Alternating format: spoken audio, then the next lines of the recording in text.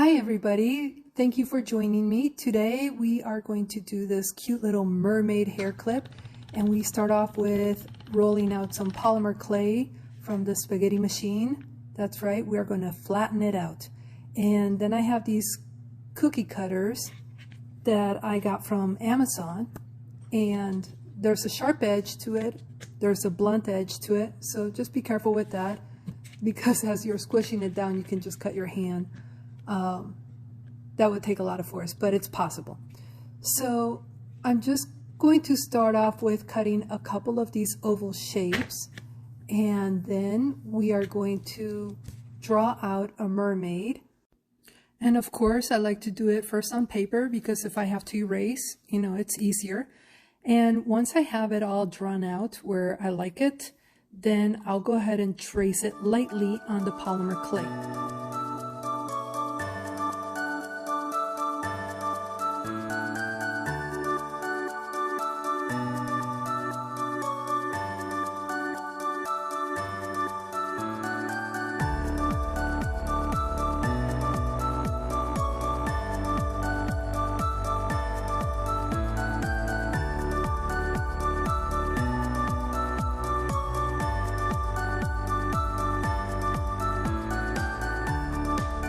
Okay, you missed this part because my camera just did not record at the moment, but what I did is I traced the mermaid that's on the paper onto the polymer clay, and I traced it lightly with a pencil. So now you can barely see the mark, and then I go over with an X-Acto knife, and I find that the X-Acto knife gives you a way cleaner cut.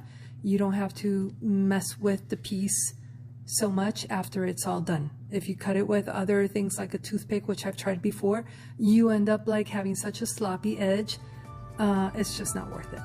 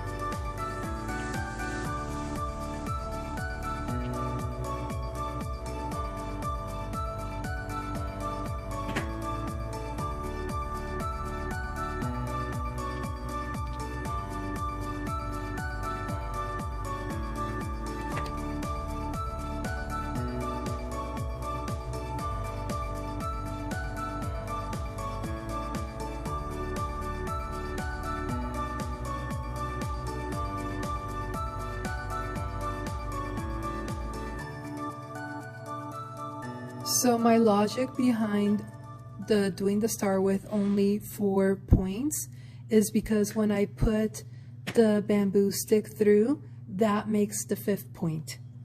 And of course, I would love to hear what your opinion is on leaving it with 4 points or making the whole star with 5 points. Just leave it on the comments. I'm always curious to know what other people think.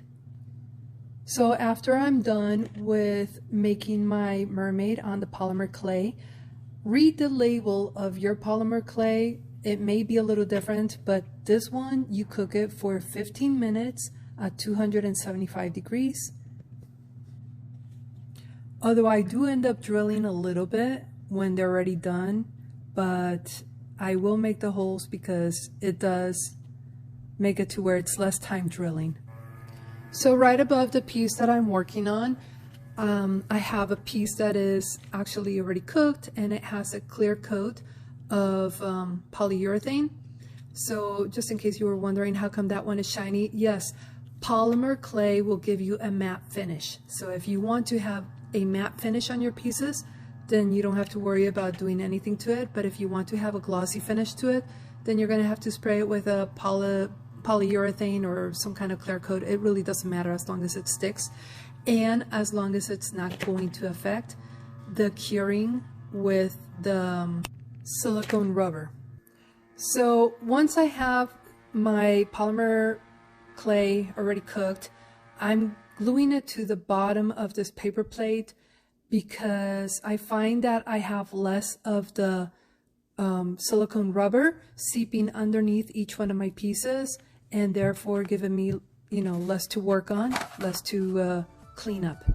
Once the silicone rubber was cured, I found that it was kind of hard to peel off due to the glue underneath each one of the master pieces, you know, each one of the mermaids. So what I did is I soaked the plate and then it was super easy to peel off. And it was pretty clean coming out. As you can see, I had very little to do as far as, you know, cleaning the edges out. And I think I'll be using this little system again of putting some glue underneath each one of these pieces. So I just showed you guys how to make a mold, but I did not end up using this particular mold because of time. I needed to get things going already. So I used a mold that I already had previously done, as you see right here. So I'm starting with the tail section of each one of these little mermaids, and I have my epoxy resin mixed in with a little bit of glitter, a little bit of mica, a little bit of iridescent flakes, all of that mixed into my epoxy resin. And as you're pouring it, you also realize how it moves around, and you want to make sure that you have enough time to control the movement, the expansion of your epoxy resin. So once it gels a little bit, I'm ready to pour my next color. In this case, I'm mixing some white, and that's going into the hair and the star. So gotta be very patient with this project. It's an art and it's a craft. It's all of the above and everything in between. Trust me. And once you're done with your white or whatever color you're pouring, you always want to make sure that your epoxy resin is gelling. It's kind of stabilizing before you mix in your next color, unless you're looking for that effect where one color mingles in with the next color. So it's all good. In this case, what I am doing is once I have all my mermaid colors down and they've gelled a little bit, I'm putting down my deeper blue on the bottom of my mermaid. And sometimes, you know, like the first one that I poured right there, I had to remove some of the color because it was just too much. So there's a little bit of like trying to control where these epoxy resins are going, you know, like I don't want it to move all the way to the top because I'm reserving a lighter version of this blue for the top part of each one of my mermaids. So you're seeing my struggle right there.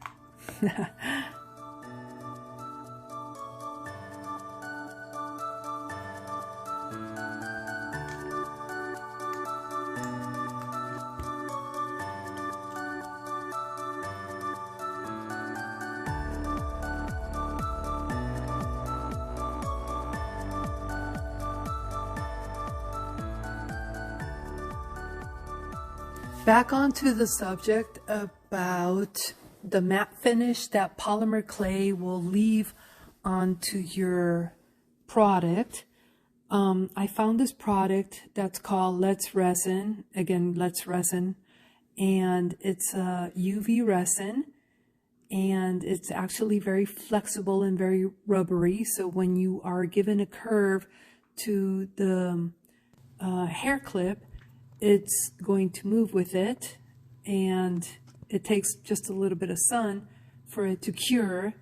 I think it takes like a good 2 days to fully cure. You want to let it out in the sun or have one of those UV torches to cure this UV resin. And so anyway, I apply the UV resin all over the place because I want everything to look nice and shiny. You can also make the application in just certain sections for a certain look, which that is totally up to you.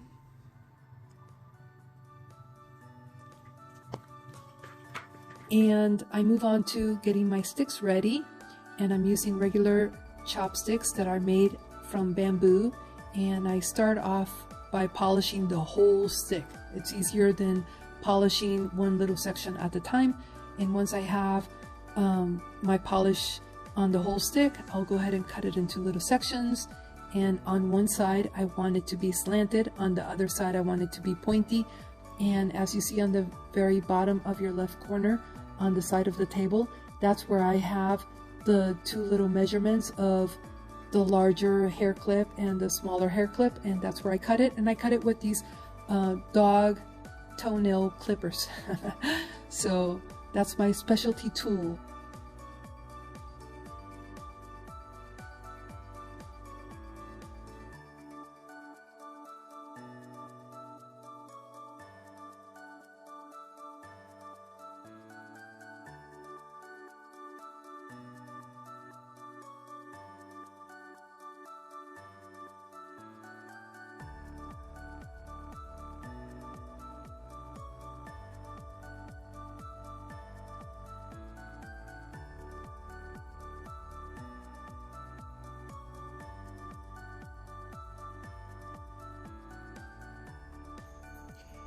And another aspect of getting these hair clips ready is to make sure that your holes are not going to catch any of the hair when it's being worn. So you want to make sure that those holes are nice and smooth. I love this Dremel because it's light on my hands and it does the job. And I know I'm not wearing gloves, but I do recommend gloves.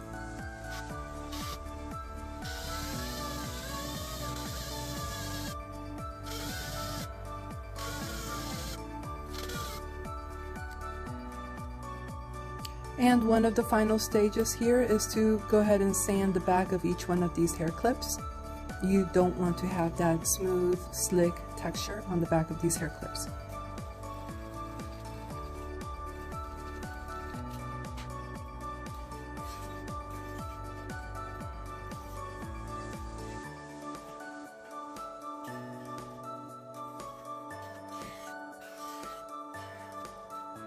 And once I'm done with the sticks and doing all the bench grinding jobs with these hair clips, I connect the sticks to the tails with epoxy resin.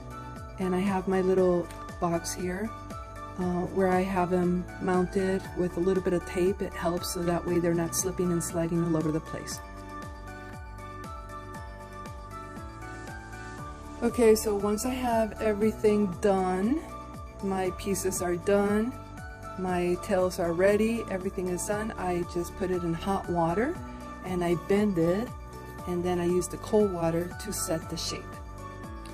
As I'm watching the video, I noticed that some of my sticks are a little bit longer, and I will be adjusting some of them. Sometimes the adjustment is on the bend of the actual hair clip, and I'll deal with that later. I just wanted to show you guys how everything is done here.